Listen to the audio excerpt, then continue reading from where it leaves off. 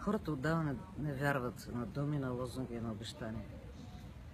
Хората вярват на хора, на човеци. На човеци, от които да не се срамуват, с които да се гордеят. Които не се страхуват да кажат: да, съм БСП.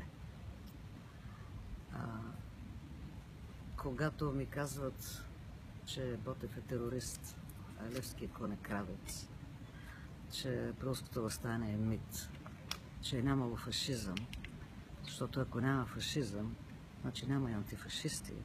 И ако случайно има антифашисти, то те са някакви престъпни типове, които напълно заслужено са били изпозастреляни, избесени, захвърлени в канавката на историята. Когато най-сетне ми казват едни разбогатели типове: който се е родил беден, ще умре глупав.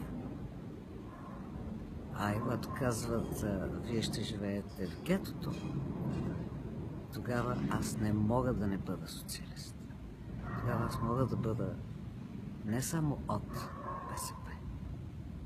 Аз съм БСП. И се казвам Велислава.